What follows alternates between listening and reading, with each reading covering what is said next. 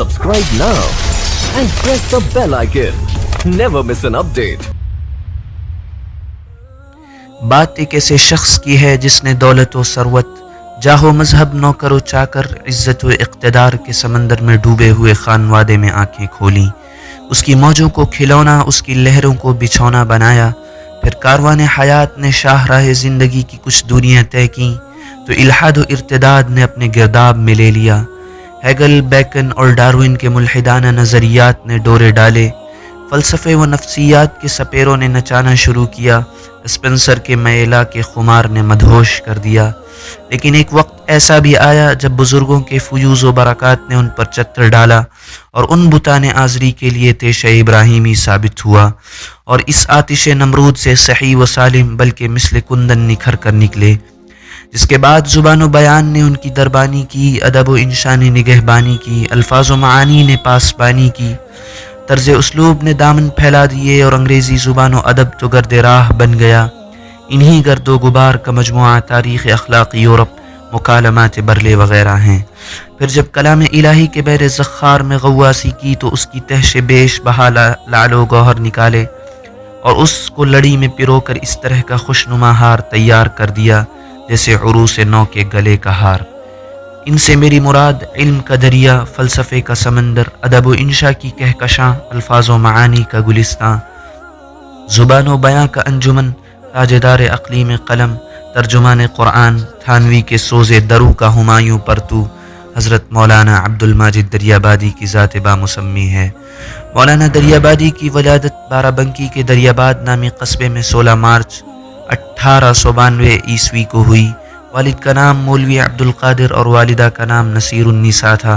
ابتدائی تعلیم و تربیت شرفا کے حسب حال گھر پر ہی ہوئی۔ مولانا نے اپنے البیلے اسلوب میں اپنے بچپن کا نقشہ کچھ اس طرح کھینچا ہے۔ پڑھائی جاری تھی اور دل ہر قسم کے پڑھنے لکھنے میں لگ گیا تھا، لیکن دوسری طرف کھیل کود اور شرارتوں میں بھی کمی نہ تھی۔ بچپن سبھی کا جیسا ہوتا ہے، اپنا بھی ایسا ہی تھا۔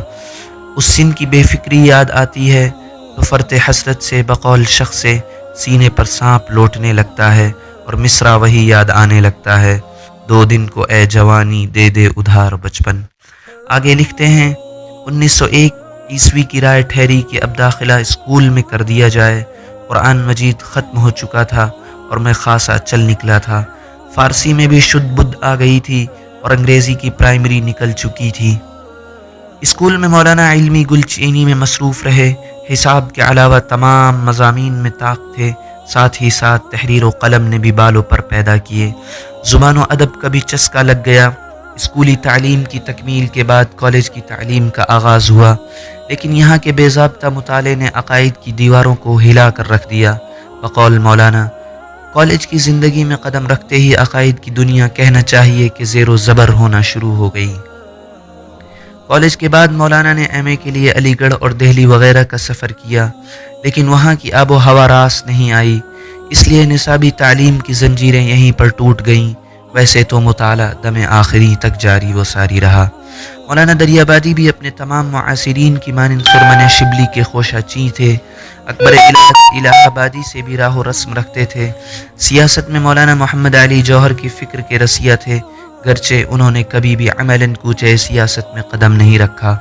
مولانا نے کئی اخبارات و رسائل کے لیے مضامین سپرد کرتاس کیے اور وقت کے اہل نظر سے خراج تحسین حاصل کیا۔ ان کے زبان و قلم میں بلا کا جادو تھا، لیکن فکری جڑیں بھی اتنی ہی شکستہ تھیں۔ مولانا کے سفینہ ارتداد کے لیے عضویات دماغی اور مرضیات دماغی نامی 2 کتاب پتوار ثابت ہوئیں۔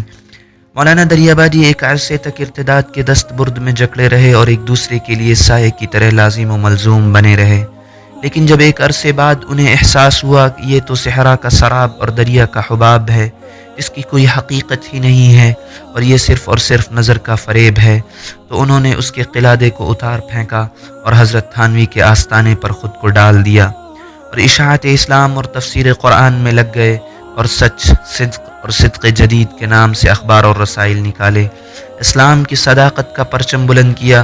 مخالفین اسلام کے لیے ان کا قلم گوہر بار شمشیر جوہر دار بن گیا، بقول مولانا علی میاں رحمۃ اللہ علیہ۔ مولانا کی تمام ذوقی باتوں، ان کی تمام علمی تحقیقات، ان کے سارے خیالات سے کلی اتفاق نہ ہو، یہ نہ ہر پڑھنے لکھنے والے کے لیے ضروری ہے، نہ مولانا کی عظمت و شہرت کے لیے پیش نظر ان کے لیے مفید، لیکن اس میں کوئی شبہ نہیں کہ وہ اپنے زمانے کی نادر روزگار اور صاحب کمال شخصیتوں میں سے تھے۔ ایک ادیب و صاحب قلم کی حیثیت سے بھی، قرآن کے ایک مفسر و خادم کے لحاظ سے بھی، قدیم و جدید کے ایک جامع عالم کے طور پر بھی، اور اپنے وقت اور صلاحیتوں سے فائدہ اٹھانے اور فائدہ پہنچانے والے انسان کی حیثیت سے بھی، ایک کہنہ مشق صحافی اور ایک صاحب طرز ناقد و طنز نگار کے بنا پر بھی وہ ہر طرح قابل قدر اور اعزاز کے مستحق ہیں۔ مولانا دریابادی کی خدمات کا احاطہ ان چند لائنوں میں ممکن ہی نہیں، کیونکہ اس میں آسمان نیلگوں کی وسعت، اتھاہ سمندر کی گہرائی اور باد صبا کی بے قراری ہے۔ مولانا دریابادی کی حیات مستعار کا لمحہ لمحہ بلبل خوشگوار بن کر ان کے علمی کارناموں کا نغمہ سناتی ہے، تصانیف کے اوراق ان کی عظمت کا ترانہ سناتی ہیں۔ مولانا دریابادی کی ہمہ جہت خدمات کا ایک سرسری جائزہ پیش کرنے کی کوشش کی گئی ہے۔ بہرحال تشنگی تو ابھی باقی ہی ہے، بقول شخص ورق تمام ہوا مدح ابھی باقی ہے۔ مولانا دریابادی اپنے تصنیفی و تعلیمی کام میں مشغول ہی تھے کہ 4 جنوری 1977 کو کاروان حیات نے ساتھ چھوڑ دیا اور پروانہ رخصتی آ گیا، جس پر اس شمع علم کے پروانے نے لبیک کہا۔